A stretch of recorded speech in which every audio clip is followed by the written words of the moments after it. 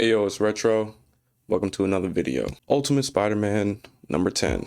I gotta tell you, I'm not the biggest fan of Ultimate Spider-Man as a series. There's a lot about it that I do like. I do like that Jonathan Hickman is pitting Harry Osborn and Peter Parker against each other, kind of like their newfound bros in this series. I'm gonna be real, I think the best and strongest part about the series is Ben Parker and Jonah Jameson. I don't know how Jonathan Hickman has been able to make two middle-aged white men be the most interesting parts about a Spider-Man book, especially a Spider-Man book that is dealing with a new Sinister Six led by Kingpin that is almost directly leading the cabal that is in control of this American country. And yet, these two just have such amazing chemistry. Ultimate Spider-Man number 10 is just one big issue kind of teasing what Ben Parker and Jonah Jameson are going to write for their new paper. And it is just done spectacularly, full pun intended. They have such great rapport, they're funny, and their conversations just bounce off each other so well. It got to the point where I was 100% behind almost wanting a Ultimate book that is purely about Ben Parker and Jonah Jameson. They're just so fun to read. I love this sort of drama-filled back and forth that kind of reminds me of, like, you know, old shows like Scandal, Blacklist, stuff like that, where it's very dialogue heavy, but what they're saying has so much weight and it feels so good to read. There really isn't much to this issue. We're continuing the breadcrumb trails that have fallen from Stark and Stain industry that has been bought out by other companies. And Uncle Ben and JJ are following those breadcrumbs. They're finding lead after lead. They even meet up with Kingpin's lawyer, Wesley, and they threaten him, sort of. And they outplay him because this whole time they're not really being forward with what they're actually going to be writing, what the article's going to be about. We don't even know really what the article is going to be about until the very end. It's fascinating because it's a whole bunch of 9-panel grids, very Alan Moore-esque, and it's so much dialogue that it's just, you really do get to sink your teeth in. I like this a lot. I love these kind of comic books that take these two characters who have such great chemistry and kind of have us ride along with them throughout the entire issue. We get to a point where Ben and JJ figure out that the breadcrumb leads to Oscorp, and they meet up with Gwen. That forces her to ask for the money that she invested in their paper back. They leave very smug-like, and in 2 days, Harry Osborn comes and gives them a visit. This whole part of the issue is actually the best part of this issue. You have Ben and JJ having this stupid bet where they bet an over and under on how long it'll take for Norman to come and storm after them. And then they had another bet on who the Green Goblin actually was. JJ won the first one. He bet it would take less than 3 days. Uncle Ben bet that it was Harry Osborn that was Green Goblin. And JJ said something funny, saying that he's not sexist, he actually thought that it was Gwen. This issue is very funny.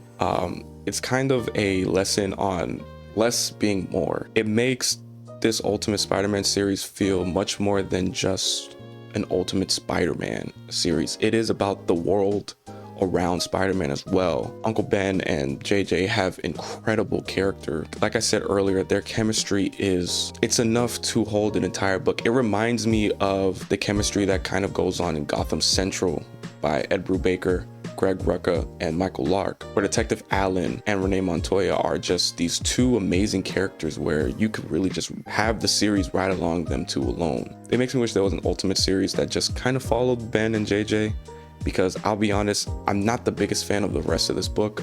I think that it's very good, it's very well written.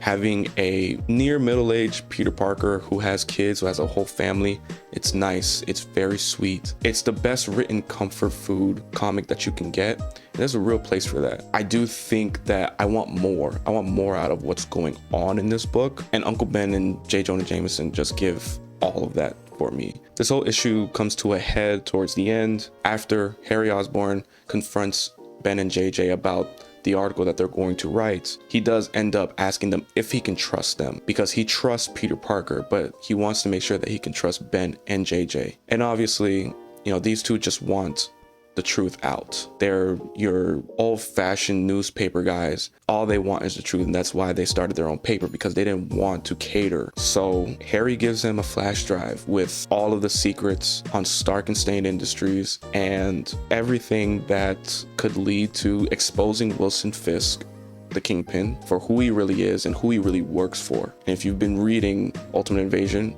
obviously it's the maker. It culminates into this last 2 pages where Ben and JJ are finishing the article. And it's a classic anonymous article that's investigating who really runs Wilson Fisk, with the byline, Wilson Fisk runs New York, but who runs Wilson Fisk? And the anonymous name is Ben Riley, which is just, again, Hickman showing how humorous he can be, and it's great.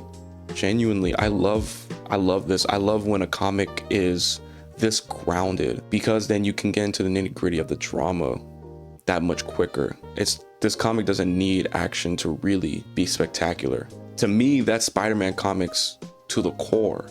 The best Spider-Man comics are very human. They're very much grounded in who Peter Parker is and who his support system are, and it revolves around them. Those are the best Spider-Man comics to me, and this issue showcases that perfectly. So yeah, if you're not reading Ultimate Spider-Man right now, honestly, you should. Like, you know, the first 10 issues for me have been a mixed bag, very much peaks and valleys.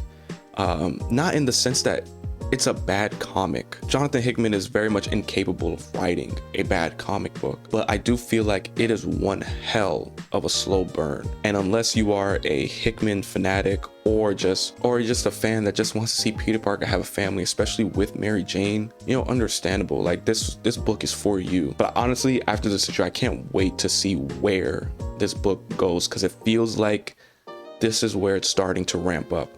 We're getting into the thick of the plot, and I'm here for it. Jonathan Hickman is a great writer. He does slow burns very well. All of his series have been this slow burn. I don't know if they've been as slow as this series has, but you know, I think it does show how comfortable he is in this position, and it does seem like this series is going to run for a long time. So if you made it this far, I really appreciate it. Like, subscribe, comment what else you want me to talk about. I don't know if I'll be covering Ultimate Spider-Man all the time, but I will be covering the Ultimate Universe in general. It is an exceptional line of comics, and yeah, I'll catch you on the next one. Peace.